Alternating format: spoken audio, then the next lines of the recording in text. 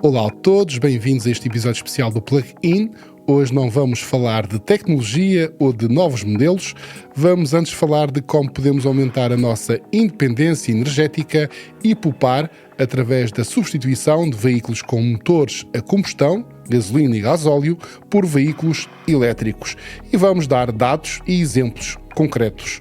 O meu nome é Sérgio Magno e tenho a companhia de Pedro Faria e Telmo Azevedo da Associação de Utilizadores de Veículos Elétricos, a UVE. Com as tensões geopolíticas no Médio Oriente a acentuarem-se, como temos visto nos recentes episódios de instabilidade no Irão, o preço dos combustíveis voltou a ser tema central para os portugueses. Pedro, Telmo, faz sentido dizer que o carro elétrico é hoje a melhor arma para esta crise energética? É claro que sim, isso torna-se cada vez mais óbvio. Eu acho que já era um tema que as pessoas tinham em ideia, mas estas crises energéticas vêm acentuar. O que eu gosto de referir muito é não centrar também numa crise energética, Sim. porque elas são sistemáticas. Não é? Hoje, quando falam comigo sobre se está na altura de mudar para um veículo elétrico, é muito, vai fazê-lo agora ou vai esperar pela próxima crise energética? Sim. Porque esta vai passar, os preços vão baixar. Esperemos. É inevitável, isso vai acontecer, não é? Porque há essas pressões, até políticas. Mas acho que ninguém tem dúvida que virá uma outra. É só uma questão de tempo. E há aqui uma questão fundamental que, como para Portugal e Europa, que é a questão de nós em Portugal não produzimos petróleo, portanto, há até bem que uma questão mais geopolítica e de independência energética. Nós estamos numa situação privilegiada. O Telmo é um grande exemplo disso, que é com a produção da sua energia. Daqui a pouco, de forma específica. Sim, com a sua produção de energia e todos nós já temos essa solução, mas nós temos aqui condições invejáveis naquilo que é a Europa para a produção das renováveis. E os números já nos dizem isso, não estamos a falar nada que é futurologia. Os números consecutivamente, todos os anos, mostram isso. Aliás, uma das razões que Portugal e Espanha, neste caso, têm até aguentado um pouco o custo de energia elétrica nestes dias, tem a ver com essa maior dependência devido às energias renováveis. Isto também é um pouco, se pudéssemos escolher uma altura do ano para existir esta crise energética, provavelmente colocávamos agora. Sim. Temos as barragens a topo, temos o sol a chegar,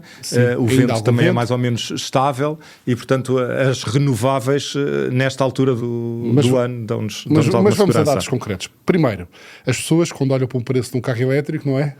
Normalmente assustam-se. Hoje em dia já não, já começa a temos existir carros de gama média a preços aceitáveis. Mas nós temos que pensar, e isso talvez seja importante, mais do que olhar, isto acho que é muito educativo, mais do que olhar para o preço da aquisição, é olhar para o custo total de utilização do carro, neste caso, ou da moto, ou do veículo em geral. Sim, nós chamamos isso TCO, um termo técnico, que é o custo total de propriedade. E, portanto, aí temos mais do que o custo inicial do veículo, temos aquilo que é a energia, os seguros, até os impostos, a manutenção ao longo de vários anos, poupanças também ao nível a desvalorização do carro, poupanças também ao nível do estacionamento, ainda continuamos a ter vários municípios que nos atribuem descontos no estacionamento ou é até gratuito. Portanto, há aqui um conjunto de custos que interessa aplicar quando estamos a pensar trocar para um veículo elétrico. Um dos mais significativos, e é algo que nos últimos tempos nos têm perguntado muito, é como é que se compara agora o custo de energia, o custo dos 100 km, que é algo que nós temos muito. Nós temos aqui já a nova versão e realmente isto disparou os custos da gasolina e do gasóleo. Nós vamos passar agora em março de um custo de 9,64 naquilo que era o custo para percorrer 100 km com gasolina. Estamos a falar de médias do vosso do nosso observatório, que é atualizado todos os meses. Vamos ter aqui um aumento de 14,5%. É óbvio que os valores de março, como são valores médios, ainda não vão refletir totalmente, porque no início do março ainda não estávamos com esta crise tão acentuada. Mas se fôssemos aos preços atuais, nós passamos de 9,64 na gasolina para 11,04, um aumento de 14,5%. Ou seja, em média, Custa média. 11 euros para fazer 100 km Para ver a 100 gasolina. km a gasolina. No gasóleo estamos nos 10,77. É importante referir que nós consideramos consumos nestes veículos que são a média daquilo que é as vendas ponderadas do mercado do ano anterior.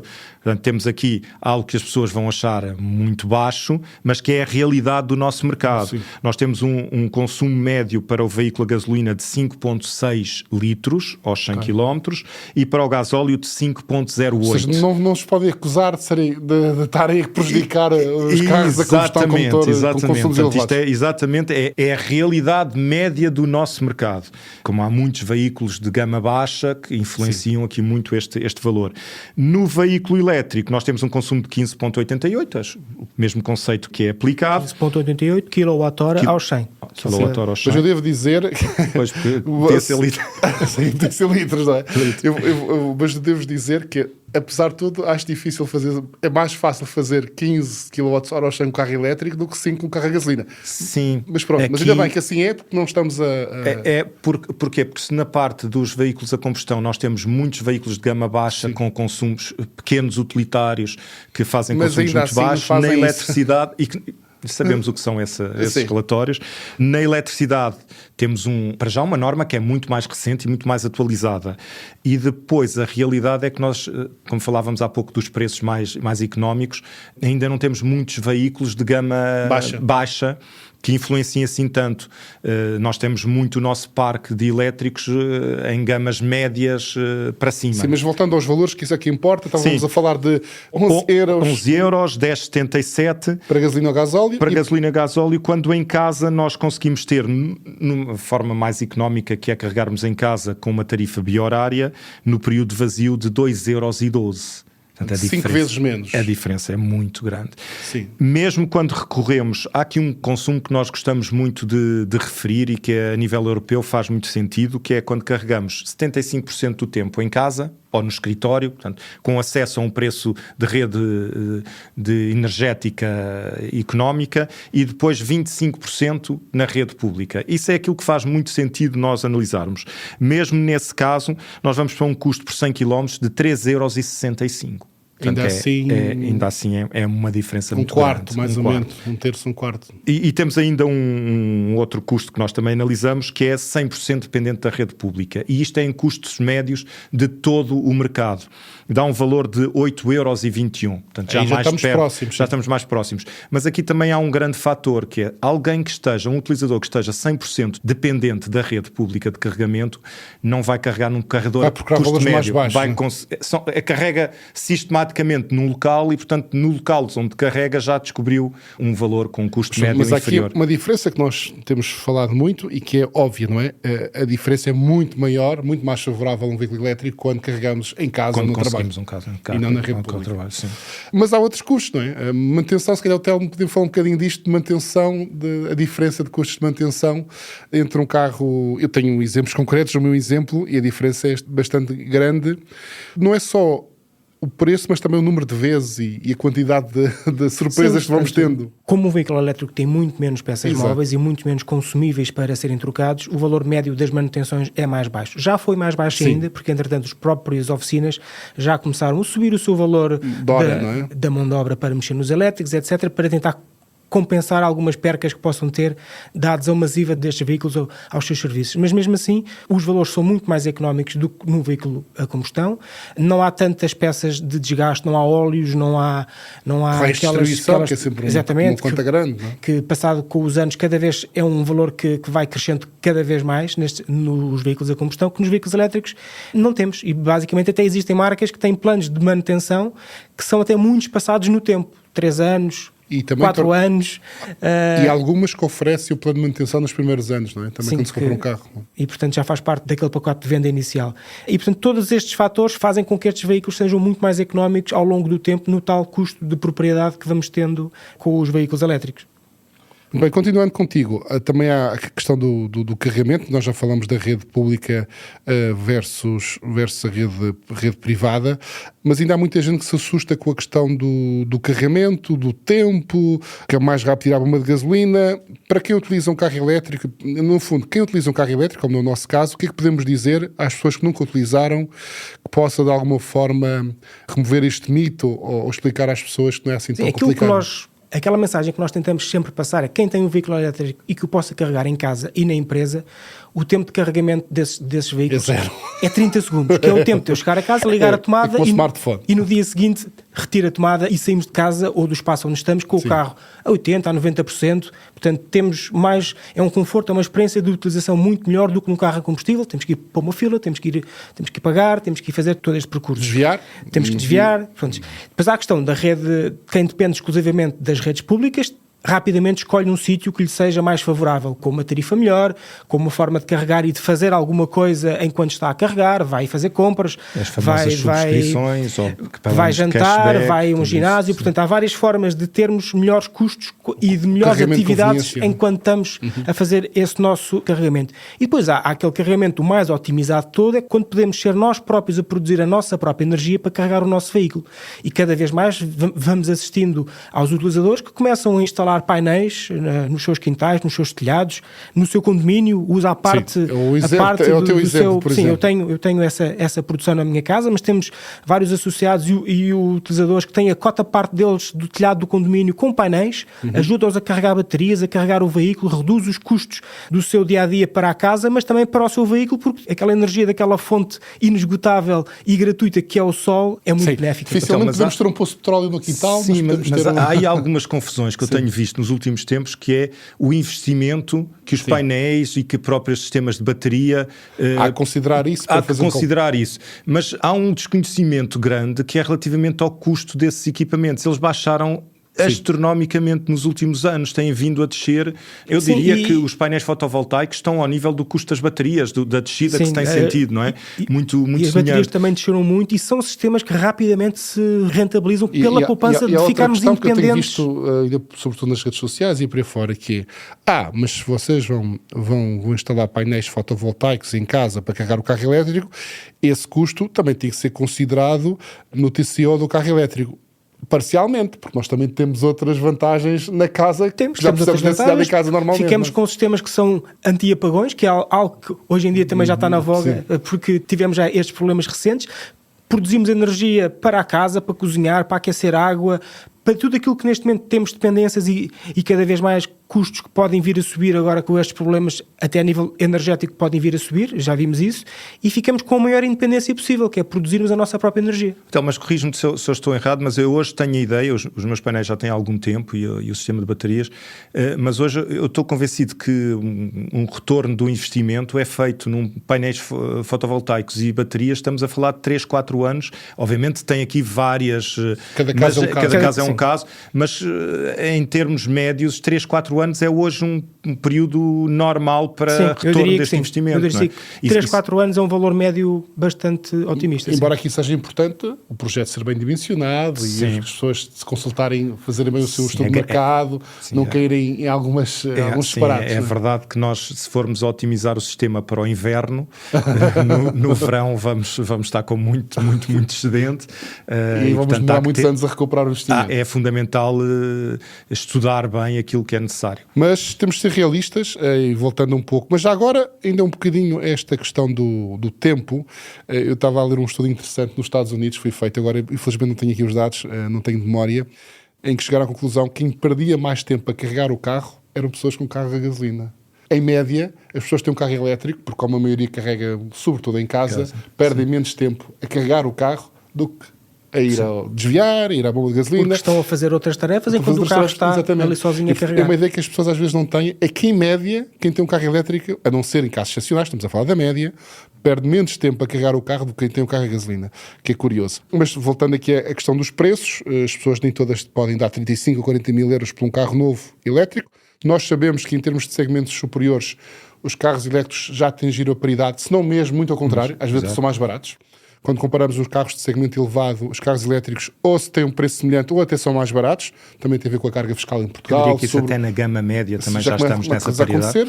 Mas a verdade é que e nós temos muito batido nessa tecla aqui, quem quer comprar um carro acessível, tipicamente as famílias portuguesas não têm grande poder de compra e, portanto, e nós temos um mercado de usados, carros já muito velhos e por aí fora. Há aqui uma questão que tem a ver com os elétricos usados, não é, Pedro? Que já estão a atingir aqui cotas de mercado interessantes e podem ser uma solução. Sim, são uma ótima solução. Começam a existir muita oferta no mercado. Infelizmente, o mercado português é importador desses veículos usados. Todos. Muitos vêm do resto da Europa. Onde temos, eu aproveito para alguns números que nós conseguimos apurar em plataformas como o OLX, o stand virtual. Tivemos aqui procuras, um disparo na procura de veículos elétricos de 54% nas últimas semanas. Portanto, nós estamos a comparar o período das últimas 4 semanas com as outras anteriores, e um crescimento em Portugal de 54% na procura de veículos elétricos. É mesmo o maior dos países que nós conseguimos apurar os números. Em França 50%, na Roménia 40%, na Polónia 39%, na Noruega falam numa febre de carros elétricos. Há vários artigos com esta nota de que há uma febre na procura do mercado de veículos usados. A Mobil.de, que nós utilizamos tanto em Portugal para as importações, viu a procura por veículos elétricos triplicar de 12% para 36%. Portanto, aqui são números que demonstram muito a preocupação das pessoas nesta crise atual. E porquê? Pelo custo, que tu referiste, Sérgio, e depois são carros que estão disponíveis para entrega imediata. Sim. E isso faz toda a diferença. É importante referir também que os elétricos usados hoje têm uma característica que já dá muito mais segurança às pessoas, que são as garantias do estado da bateria por certificados. Há já alguns testes com garantia de institutos certificados que nos mostram qual é exatamente o estado de bateria, como é que é a saúde daquela bateria. E, portanto, isso descansa muito o utilizador, que tipicamente é algo que se procura. Mas eu queria introduzir essa questão que é muito importante, tem a ver com os mitos e com as baterias. Muitos, obviamente, são mitos, outros têm a ver com a realidade das primeiras gerações. Da primeira tecnologia. Não podemos comparar, obviamente, um carro elétrico produzido em 2023 ou 2024 como tinha sido produzido em 2013 ou 2014, não é? Telmo, e portanto as pessoas têm aqui muito medo. O Pedro chamou a atenção, que acho que também é uma boa dica, que é quando comprar um usado, já há quem tenha certificações da qualidade da bateria. Mas ainda assim o que nós temos visto é que, estudo após estudo, que isto verdadeiramente é um mito. Vai-se comprovando cada vez mais que as baterias degradam menos do que aquilo que nós esperávamos ou que assumíamos pelos mitos que íamos ouvindo. É preciso ver que também grande parte destes usados que estão a ser vendidos agora, quase todos eles estão dentro dos períodos de garantia das marcas, que são 8 anos, que são 1 milhão de quilómetros. Há várias marcas com períodos de garantia bastante grandes e, portanto, eles ainda vêm ao abrigo dessa garantia e os usadores estão descansados. Se ocorrer alguma coisa, ativam essa garantia, mas a degradação que temos assistido é mesmo valores muito baixos. Eu posso dar um exemplo. Eu tenho o meu veículo mais antigo, já tem 11 anos, é uma tecnologia bastante antiga e perdeu 14%. E é uma tecnologia antiga. Um dos meus mais recentes, que tem 6 anos, ainda não perdeu. Portanto, eu sei que tem ali uns buffers de proteção, algo que faz ali... Sim, mas na prática, para o dia a dia, na prática, eu continuo a carregá-lo e tenho a mesma autonomia real que eu tinha quando o carro era novo, porque a tecnologia evoluiu, temos novas formas destas baterias se autoprotegerem em grandes descargas, em cargas muito, muito elevadas, em algoritmos também cada em vez mais diferentes temperaturas, e, portanto, elas próprias condicionam-se consoante a temperatura exterior e, portanto, há vários mecanismos que fazem com que estas baterias durem muito mais tempo do que aquilo que estávamos à espera e, portanto, o mito da tal degradação cai por terra e temos muita confiança em importar veículos hoje em dia. Portanto, mas eu dava aqui uma questão ainda do custo, que acho que isto é uma imagem que ajuda as pessoas a ver. Quem utiliza hoje entre 50 a 100 km diários um veículo a combustão para as suas deslocações diárias, se fizer as contas de ir comprar um veículo elétrico usado aqui na casa entre os 10 a 20 mil euros, que já existem alguns, nos 10 poucos, mas aqui na casa dos 15 mil, um bocadinho acima, um bocadinho abaixo, já tem muitas soluções. E deixar o veículo a combustão em casa e passar a utilizar nas suas deslocações diárias este veículo elétrico vai perfeitamente pagar aquilo que é a prestação do banco, que se tiver que pedir o dinheiro. Sim, isso é uma conta que muita gente faz, que é o que poupam no combustível é o suficiente para pagar a prestação do carro. E ao fim vendem um veículo a combustão, ok? Mas até o podem lá deixar em casa por segurança durante uns meses, vão ver que vão descartá-lo e vão acabar por o vender. Mas a realidade é essa. Portanto, hoje, as contas de poupança do veículo elétrico permitem fazer esta alteração com esta grande vantagem. Naturalmente, cada caso é um caso, não é? Nós estamos aqui a falar de médias, e, portanto, sempre, é importante as pessoas fazerem as suas contas, analisarem o mercado, fazer esta análise do custo total de propriedade. Não é só, o carro elétrico é mais caro, é verdade, mas o que se pode poupar depois em combustíveis, em estacionamento. Só, por exemplo, se alguém trabalha em Lisboa e precisa estacionar todos os dias, só isso já pode fazer uma diferença abismal, não é? Por enquanto. É abismal. O estacionamento de um dia é superior àquilo que custa o selo. Sim. Mas não vamos dizer aqui estas coisas que alguém nos está a ouvir.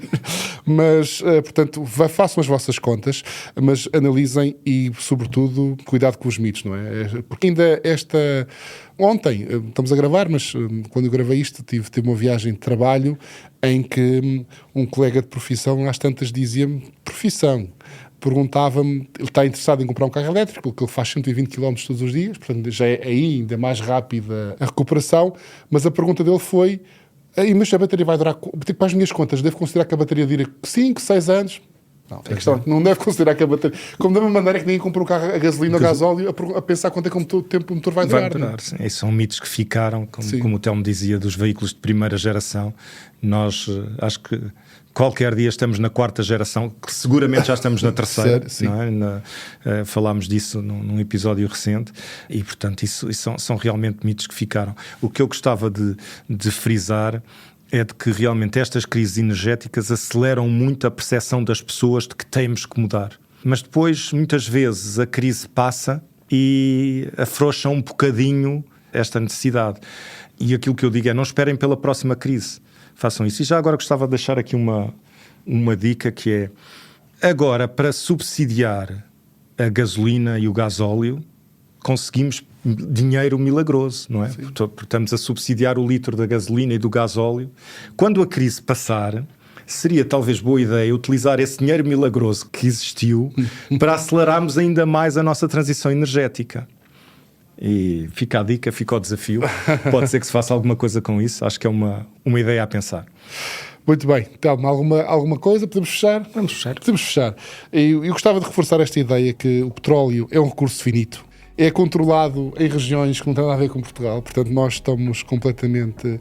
regiões instáveis, normalmente, com preços que oscilam a sabor de conflitos, a sabor de políticas. A eletricidade que usamos para carregar em Portugal é cada vez mais produzida por nós, através do vento, da água e do sol. É mais do que poupar dinheiro esta opção, é deixar também de financiar a instabilidade externa e regiões um bocadinho complicadas. Pedro, Telmo, muito obrigado e até para a semana. Até para a semana. Para não perder os novos episódios, subscreva este podcast do Público na sua aplicação preferida. Para além deste programa, há mais para descobrir em público.pt/podcasts. O Público fica no ouvido.